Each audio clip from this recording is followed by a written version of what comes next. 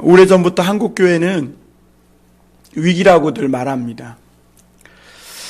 그런데 위기라고 이렇게 말은 많이들 해왔지만 이 위기 속에서 교회가 진정으로 해야 할 일이 무엇인지, 그리고 위기의식을 가지고 성도들은 어떻게 살아가야 할지에 대해서 잘 가르치지 못한 것이 사실입니다. 매년 보면 가나안 성도들이 굉장히 늘어납니다. 가나안 성도라는 것은 교회에 안 나간다 그래서 가나안 성도예요. 요단강 건너서 이미 휴식에 들어갔다 이게 얘기하는 게 아니라, 그것은 무슨 말이냐면 교회가 교회되지 못하는 그런 참 위기 속에서 상처를 받고 하나님이 계심을 믿고 예수님을 믿는 것은 맞는데 상처 때문에 교회를 나가지 않는 그런 상처받은 사람들을, 성도들을 향해서 이렇게 일컫는 말입니다. 세상 사람들은 우리 그리스도인들을 바라볼 때 세상 사람들도 이 마태복음 5장에 산상수훈이나 이 팔복 웬만한 말씀들은 많이들 알고 계시거든요. 그러니까 그 기준으로 보는 것입니다. 그러니까 그 기준에 너무나 미치지 못하니까 매년 안 나가는, 교회에 안 나가는, 하나님을 믿는다고 하지만 교회에 안 나가는 성도들이 양산이 되는 것입니다. 그리고 젊은이들이 엄청나게 교회를 빠져나갔습니다. 그러니까 요즘은 교회도 고령화되었다 그래요. 그렇다고 젊은이가 없는 것이 아니냐? 그렇지 않습니다. 홍대나 이런 대도심 이런 데에 가보면, 물론 지금은 코로나 때문에 그렇지만 엄청 많은, 수원 로데오 거리만 가도 많은 젊은이들이 몰려 있는 것이 사실입니다. 사실은 그게 옛날 교회의 모습이었죠.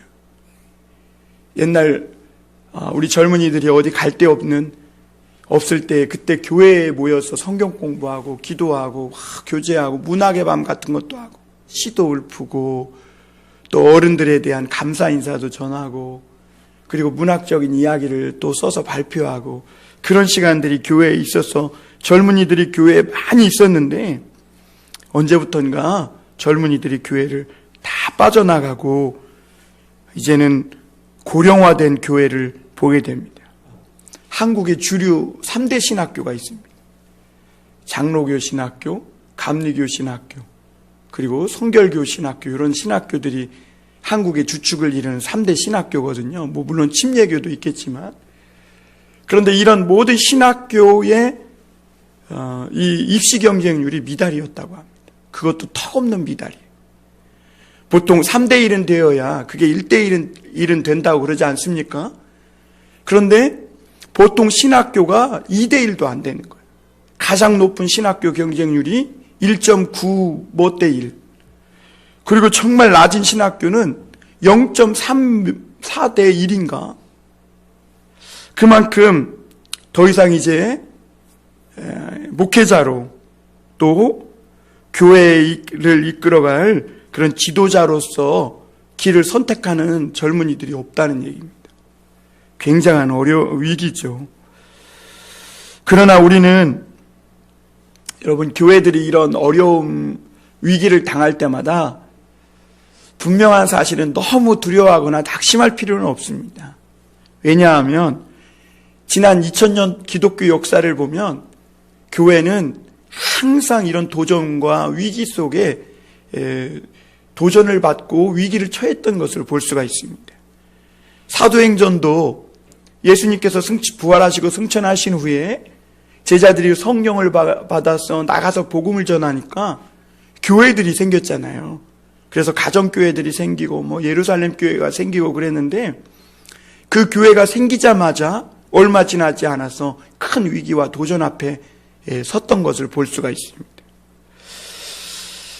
항상 이 교회는 세상 한복판에서 끊임없는 도전과 위기를 맞이하고 그 속에서 지혜롭게 하나님의 은혜와 도우심으로 오늘까지 여기까지 오게 된 것입니다.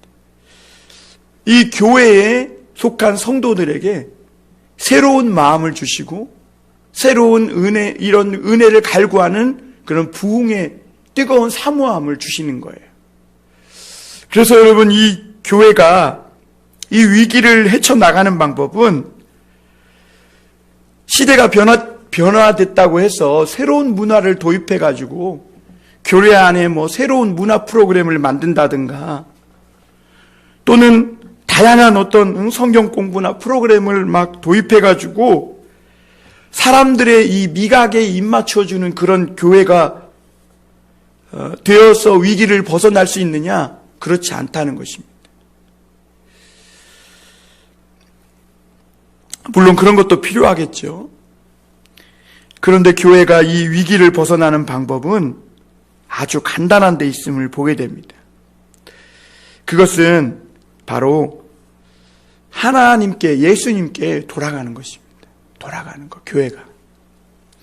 우리가 초대교회로 돌아가자 이런 얘기를 하는데 초대교회로 돌아가는 게 아니라 예수님께로 돌아가야 되는 거예요.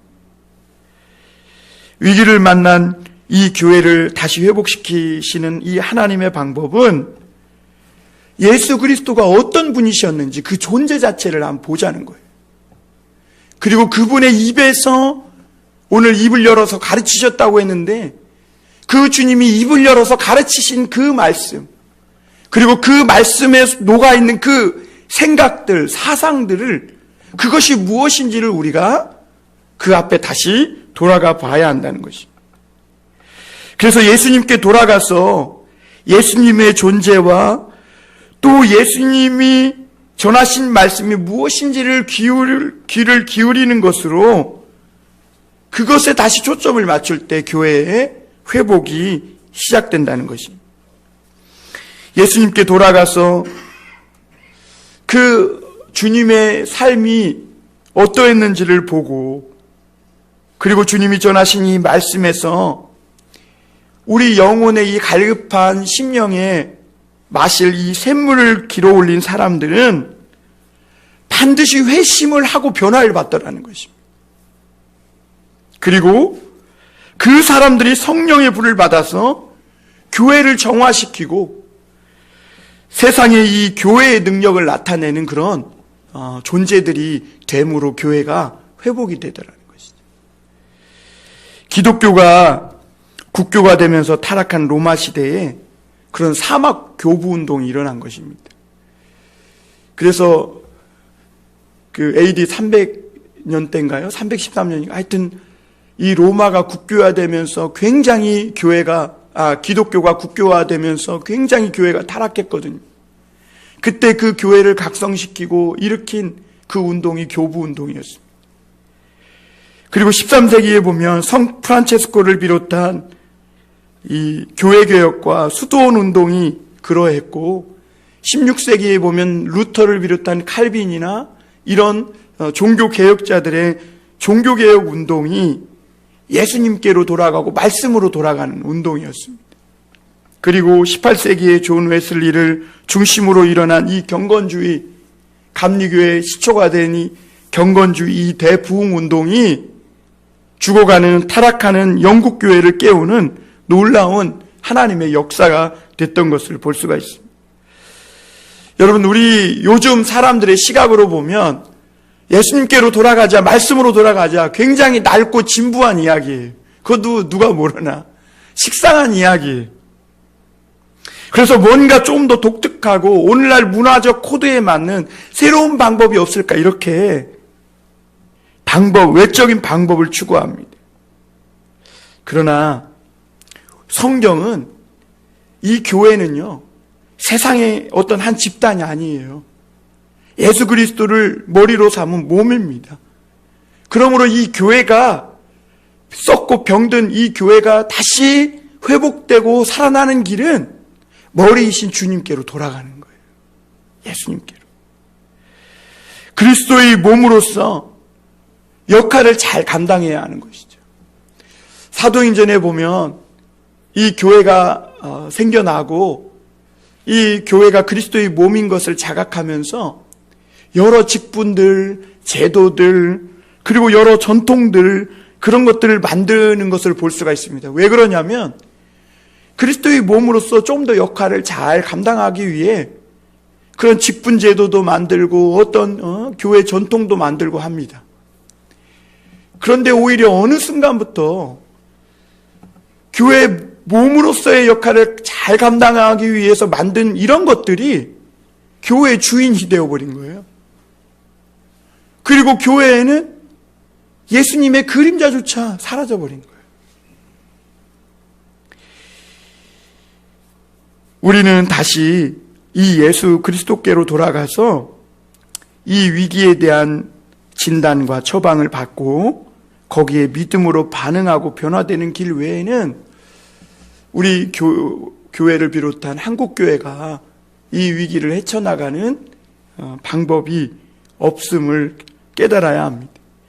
요한계시록에 보면 예수님께서 그 소아시아의 7교회 교회들에게 주님이 일일이 방문하시면서 그 교회를 진단하고 또 그 교회가 어떤 영적 위기 속에 빠져 있는지를 진단한 후에 처방전을 내놓지 않습니까? 그리고 너희가 이 처방을 받아서 이기는 자는 하늘의 생명책에 기록될 것이다 라고 하면서 주님께서 축복과 경고의 말씀을 주시는 것을 요한계시록에서 볼 수가 있습니다. 여러분, 우리들도 오늘부터 이 마태복음 8복 말씀을 묵상하면서 예수님의 삶과 말씀이 이 말씀 속에 어떻게 녹아져 있는지를 보고 또 이 예수님의 삶과 말씀이 녹아있는 이 팔복에 대한 이 말씀을 우리가 따라야 할 삶의 모범으로 볼 수 깨우치는 그런 저와 여러분이 되었으면 좋겠습니다. 여러분, 팔복은 예수님이 이 땅에 가져오신 천국의 사람들이 살아가는 그런 삶의 법입니다. 그리스도의 법입니다.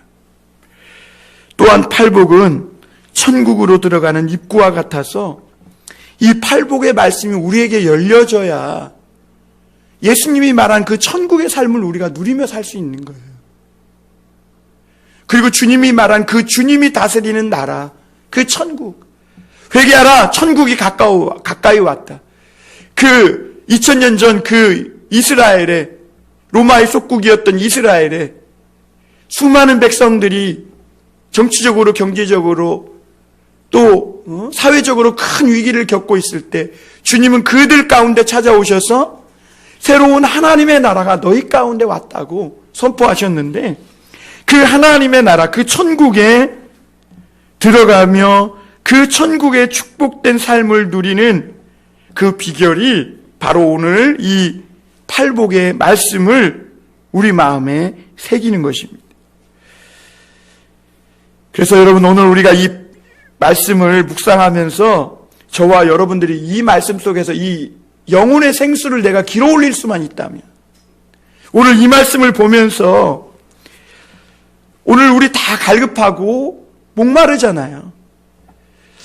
그 우리 심령이 이 말씀 속에서 하나님의 생수를, 주 예수님이 주시는 이 생수를 마실 수만 있다면, 그래서 우리의 이 곤고한 심령이 해가를 얻고 세상이 줄 수 없는 그런 평안과 기쁨, 그 부요한 그런 은혜의 세계로 들어갈 수만 있다면 그 사람은 성공한 사람인 것이죠.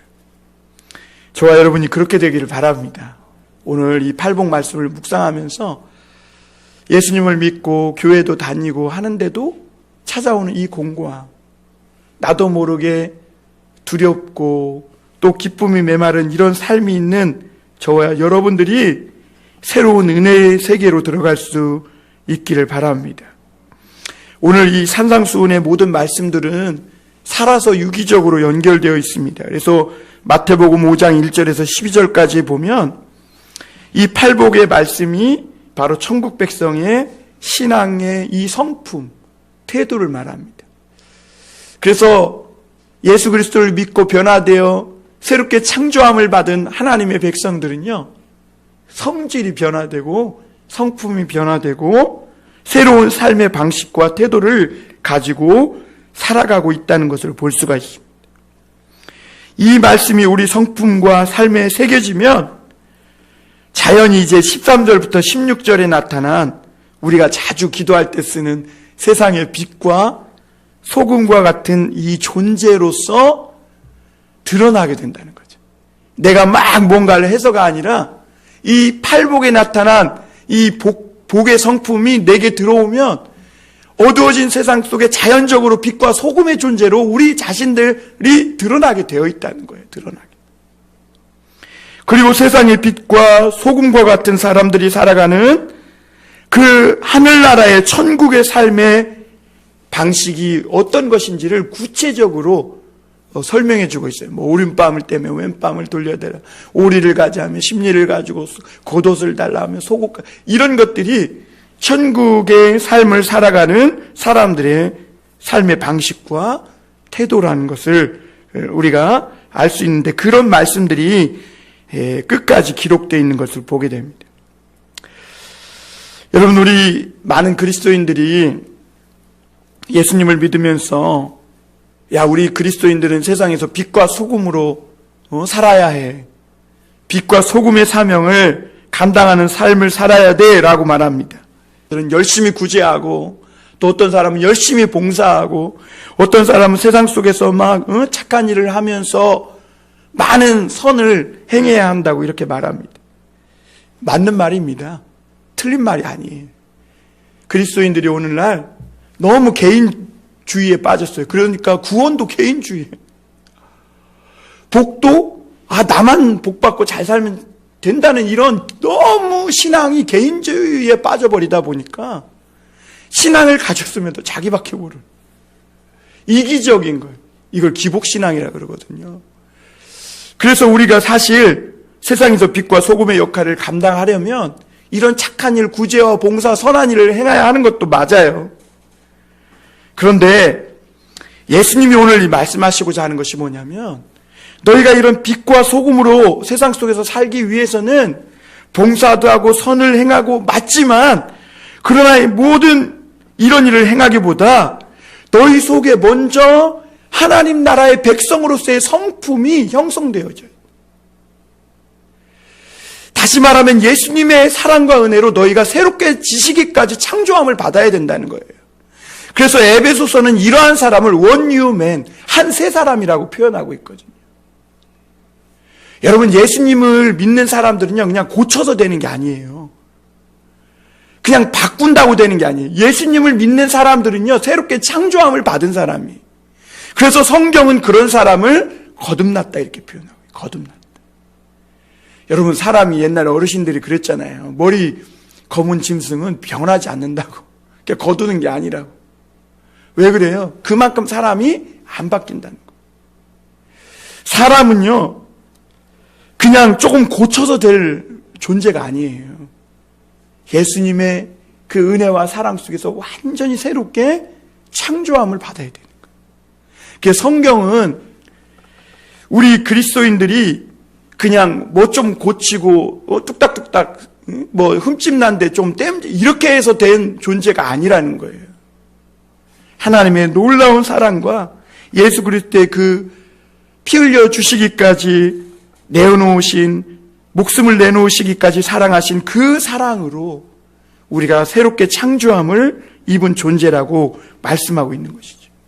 그래서 우리가 무엇을 세상에서 행함으로 빛과 소금의 존재로서 역할을 감당하려고 하기보다는 너희가 먼저 오늘 이 팔복에 나타난 이 천국 백성들의 이 성품이 너희 안에 먼저 형성되어야 된다.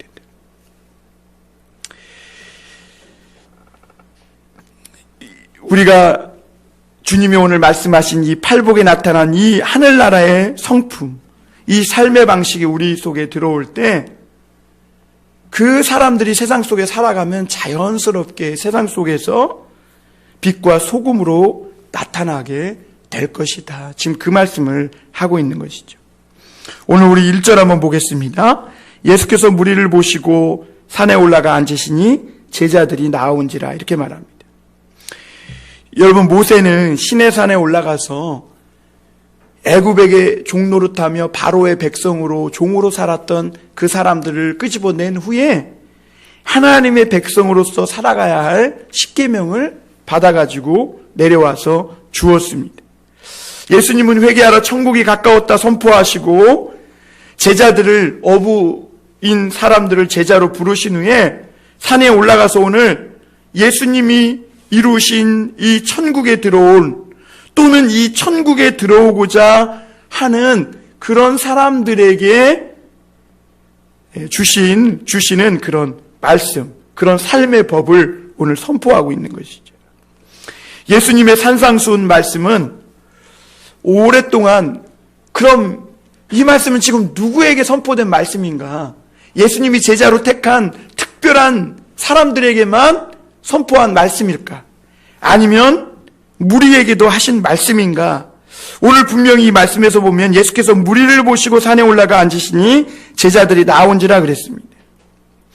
그래서 이거에 대한 논쟁이 기독교 역사적으로 심했습니다. 예수님이 하신 이 팔복에 대한 말씀은 제자들에게만, 특정한 사람들에게만 주신 말씀이야.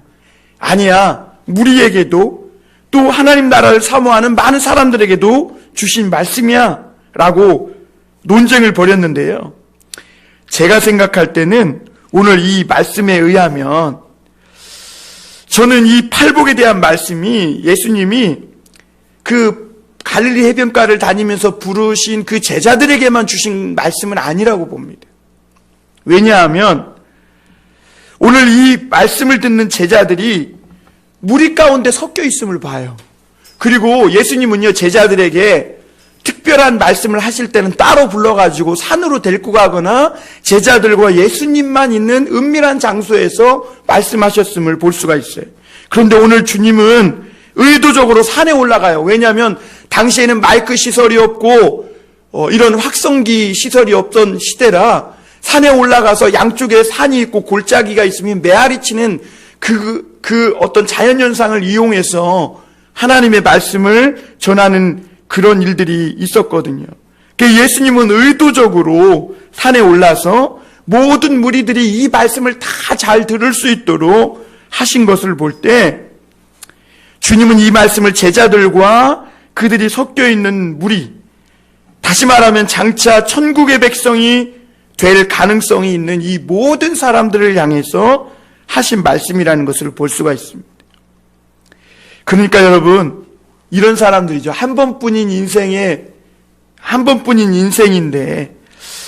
날마다 뭘 먹고 뭘 마시고 뭘 입고 이런 땅의 것만 고민하면서 세월을 보내다가 지치고 신물이 나서 그냥 영혼의 갈급함을 느끼는 사람들. 그래서 무엇인가 더 높고 더 온전하고 더 숭고한 뜻을 쫓아 사는 그런 인생이 되고 싶다는, 그런 인생을 생각하며 목말라 하는 사람들. 그리고 이 세상의 환멸을 느끼고 무엇인가 거룩함을 쫓아 살고자 하는 그런 거룩한 야망을 가진 사람들에게 주신 말씀이라는 거죠. 여러분, 오늘 이 말씀은 또한 그런 자들에게 들려지게 된다는 것입니다.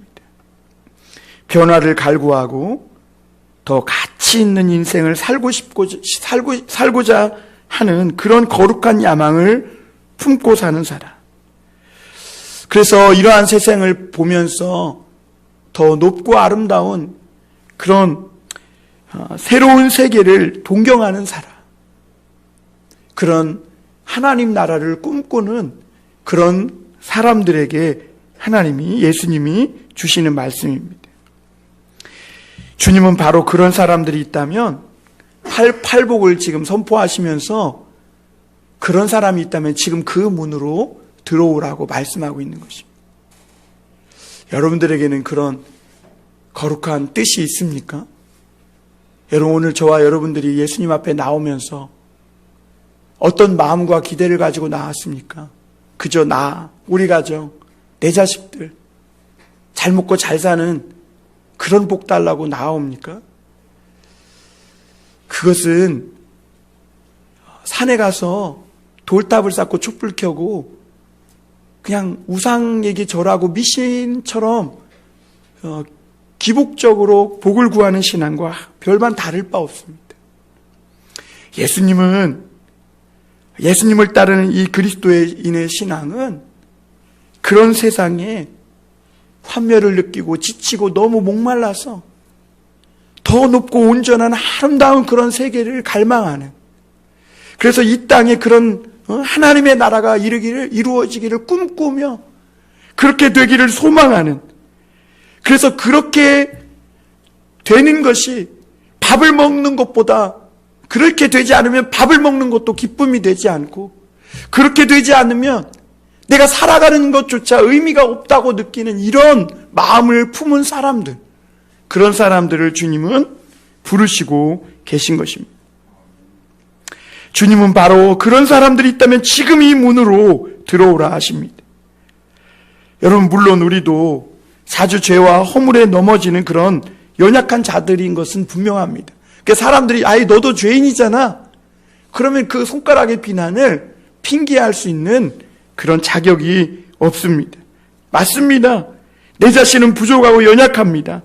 그러나 여러분, 우리 속에는 한 번 사는 인생, 정말 하나님의 자녀로서 뭔가 가치 있고 의미 있는 그런 인생 한번 제대로 살고 싶다는 그런 마음에 그런 어떤 소원이 있는 거, 그거 진심이잖아요. 여러분, 그렇지 않습니까? 그냥 우리 인생 날마다 그냥 뭘 먹고 뭘 입고 뭘 자고 어떻게 편안하고 그런 것만 고민하며 살다가 가고자 하십니까? 우리는 물론 다 죄인이고 부족하고 연약하지만 정말 하나님의 나라를 소망하고 뭔가 한 번뿐인 내 인생 제대로 살고 싶다 하는 이런 갈망이 있는 것은 진심입니다. 우리가 죄를 짓고 넘어지지만 그러나 그런 마음만큼은 진심인 것이죠. 그래서 여러분, 오늘 우리가 이런 갈망을 가지고 하나님의 말씀을 듣고 또 주님 앞에 나아간다면 분명한 사실은 우리 마음에 먼저 변화가 일어날 거라는 거죠. 왜냐하면 그런 나라를 갈구하고 그런 주님을 갈망하기 때문에 그런 마음을 가지고 배고프고 굶주린 심령을 가지고 주님 앞에 나아가면 반드시 우리 심령에 먼저 큰 파장이 일어날 것이고, 그리고 막 시대의 흐름에 따라 몰려다니고 휩쓸려 다니는 무리와 같은 존재에서 거룩하고 더 온전한 뜻을 위해 새로운 인생을 살고자 하는 이 제자로서의 삶을 살게 되는 놀라운 변화가 일어나게 될 줄 믿습니다. 오늘 우리 3절 한번 보겠습니다. 심령이 가난한 자는 복이 있나니 천국이 그들의 것이며. 여러분, 팔복의 첫 번째 복은 심령이 가난한 자는 복이 있나니 천국이 저희 것이며 했습니다. 팔복의 첫 번째 나오는 복은 가장 중요한 복입니다. 왜냐하면 이어서 나오는 모든 복을 쌓아 올리는 기초와 같기 때문에 그래요. 그래서 이 팔복의 첫 번째 복은 오늘 우리가 가장 중요하고 소중하게 생각해야 되는 복이에요. 여기서 말하는 복은 마카리오스라는 뜻입니다. 헬라어로 마카리오스라는 뜻인데, 성경은 이 마카리오스라는 이 복이라는 단어를요, 이 생에서 살아가면서 물질의 축복을 받고 건강의 복을 받고 자식들이 잘 되는 복을 받고 이런 거에 한 번도 사용되지 않은 단어예요. 이 복은. 그러니까 세상 지향적인 삶을 사는 것과는 관련해서 사용된 적이 한 번도 없습니다. 우리가 성경에. 요즘 그리스도인들, 성도들은 한 발은 교회에, 한 발은 세상에 담그고 세상의 축복을 쫓아 살아가는 삶과는 아무런 관련 없는 단어라는 뜻이에요, 여러분. 세상에서 물질, 권력, 명예 이런 것들이 있고 없고와는 상관없이 하나님을 갈망하며 하나님과 동행하며 살고자 하는 그런 사람들이 받은 복이 바로 마카리오스 복이라는 것이죠. 내가 물질이 있든 없든 권력이 있든 없든 명예가 있든 없든 주님과 동행하고자 그 어디나 초막이나 궁궐이나 그 어디나 하나님의 나라라고 고백할 수 있는 사람들이 받은 복이라는 것. 여러분, 이런 사람들은 세상에 살아갈 때 당연히 고난을 받습니다. 오히려 예수 믿는 사람은 고난이 없으면 그 믿음이 뭔가 잘못된 거라 그랬어요. 내가 고난받고 있느냐 없느냐가 내가 바른 신앙을 갖고 있느냐 아니냐의 분별하는 시금석이 되는 것이죠. 그러나 하나님의 자녀는요, 이렇게 세상을 살아가면서 고난을 받지만 그 고난으로 인해 푸념하거나 불평하기보다는 역경이 있는 이 세상 속에서 하나님과 동행하면서 그 고난을 잘 견딥니다. 그리고 인내합니다. 그리고 그러한 세상이기에 그 속에서 하나님의 나라와 의를 이루며 살아가려고 하는 그런 거룩한 뜻을 품고 살아가는 거예요. 그것이 오늘 성경이 말하는 복 있는 사람이라는 것입니다. 그런데 오늘날 우리가 그리스도인들이 이걸 다 잃어버린 거예요. 혼탁한 이 세상 속에서 나를 잘 먹고 잘 살고 또 물질적인 육신적인 축복을 받고자 하는 마음은 막 충만하고 넘치는데, 그래서 막 새벽 기도도 하고 금식 기도도 하고 막 헌금을 막 잔뜩 바치기도 하고 막 그러는데, 그런 어두운 세상 속에서 우리가 고난을 받지만 이곳에 하나님의 나라가 이루어지고 이곳에서 하나님의 뜻이 실현되고 예수님의 말씀이 이루어지는 그런 세상이 되고자 하는 이 꿈과 뜻을 품고 사는, 그래서 그것 때문에 고난받고 살아가고자 하는 거룩한 뜻을 품은 그리스도인들이 별로 없어요. 에이, 너무 거창하잖아. 아이, 네가 뭔데 너 혼자 그런다고 돼? 그런 세상의 비난과 화살 속에서 스스로 꿈을 접은 사람들도 있고, 자기는 죄인인데 뭘 이렇게까지 내가 뭐 살 수 있는 존재인가라고 하면서 자신의 존재를 굉장히 깨닫지 못하고 살아가는 그런 사람도 있겠죠.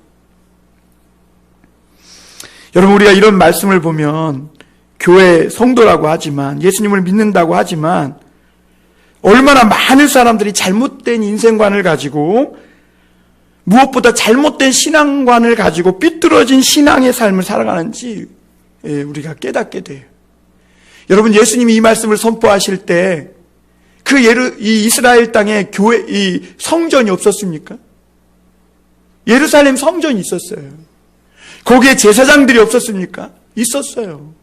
그런데 그 성전은 물질적인 축복, 세상에 육신적인 축복을 구하는 사람들이 가득 차가지고 그곳을 장사판으로 만들어요. 그리고 그곳에 강도의 구려를 만들어 놓은 거예요.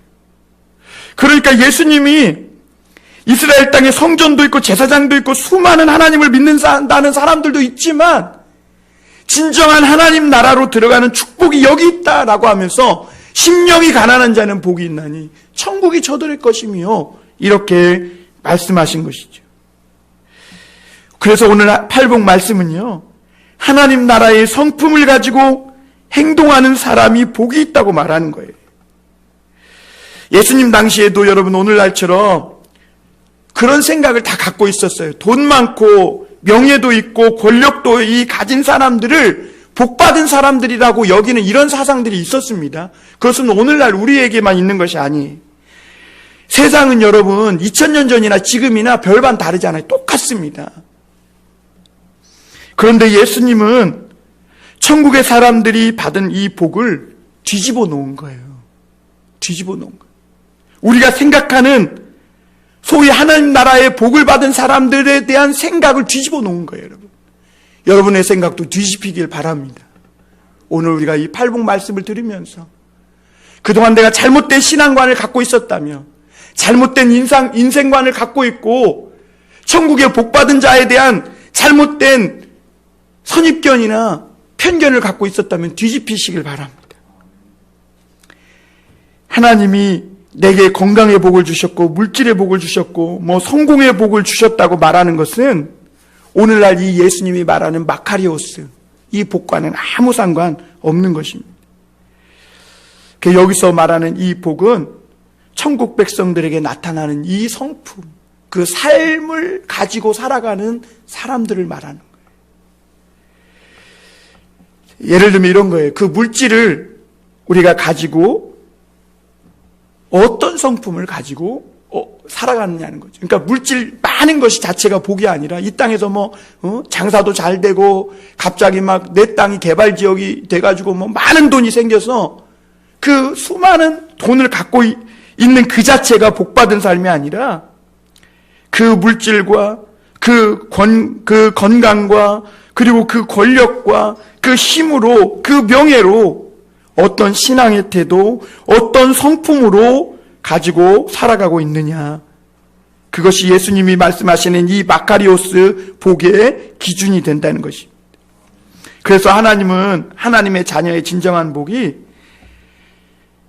마음이 가난하고 애통하고 온유하고 의에 줄이고 목마르고 긍휼히 여기고 마음이 청결하고 화평케 하고 의를 위하여 고난받으며 사는 사람. 이런 사람이 하나님이 말하는 복된 삶을 사는 사람이다. 이러한 복을 받은 사람은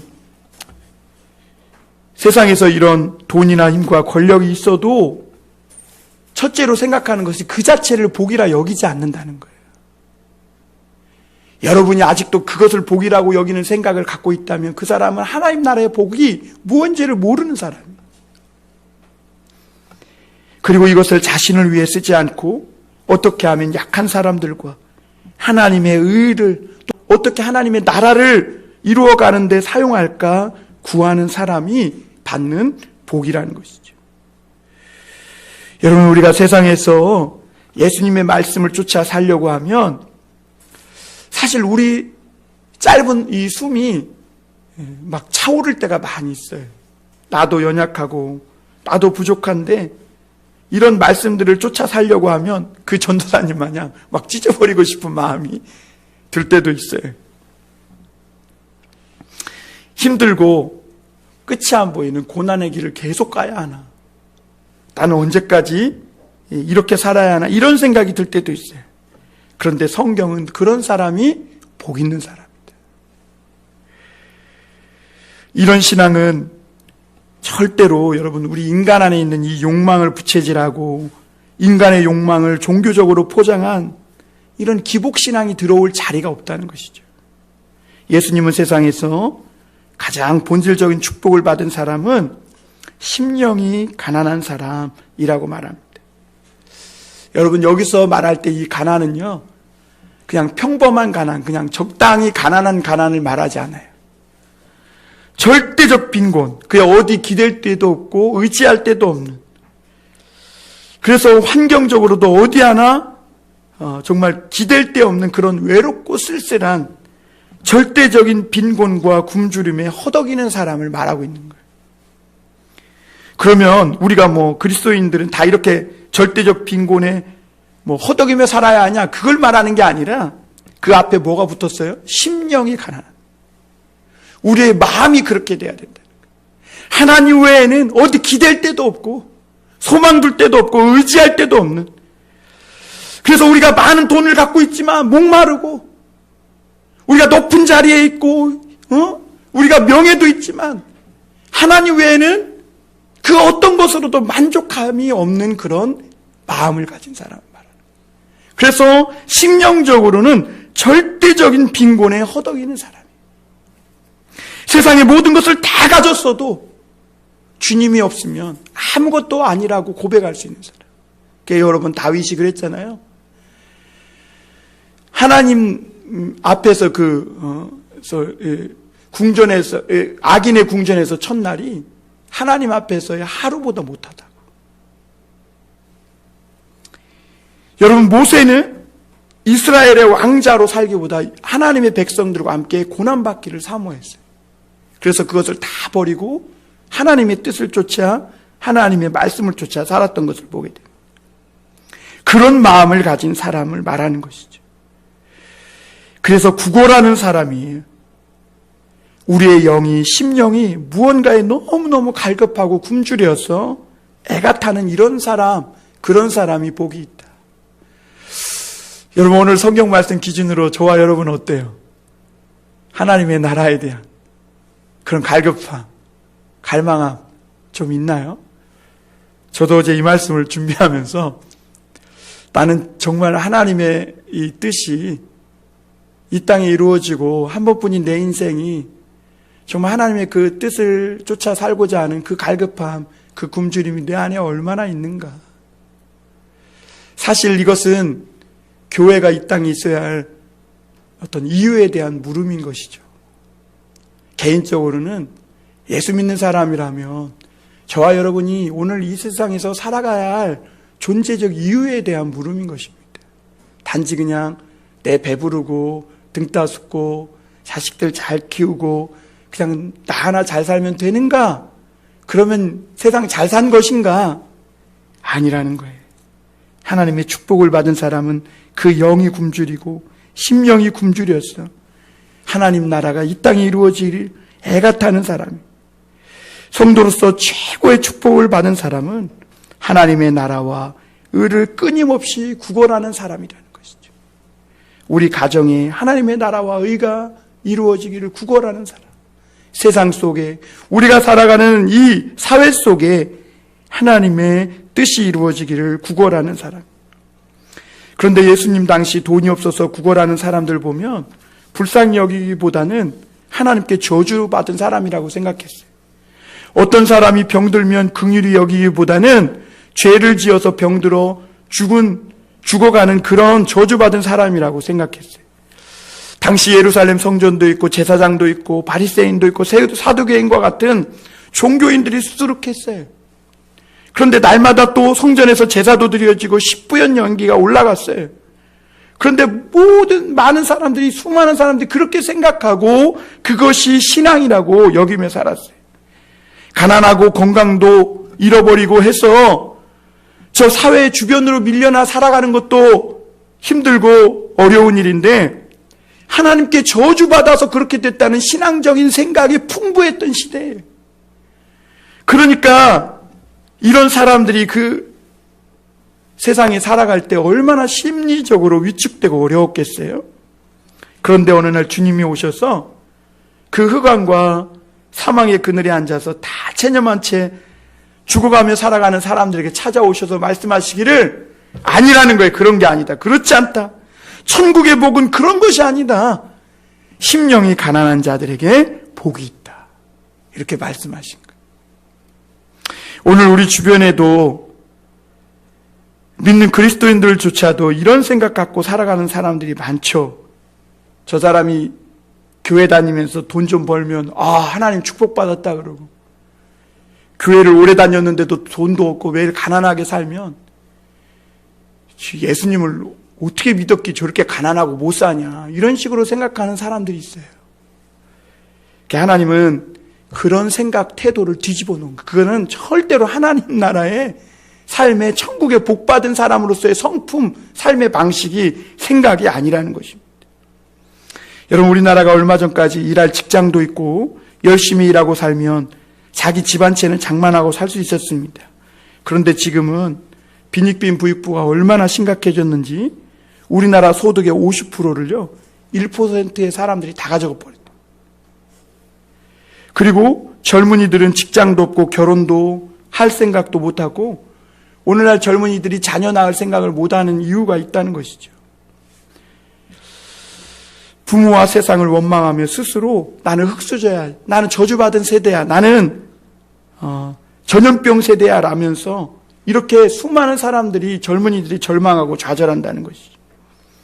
그런데 여러분, 우리가 똑같은 그런 세상 속에서 살아가지만 거기서 낙심하고 불평하며 오늘날 이 시대를 휩쓸고 있는 이 시대 정신에 휩쓸려서 무리처럼 군중처럼 일로 휩쓸고 절로 휩쓸려 살아간다면 그런 사람은 하나님의 천국의 복을 모르는 사람.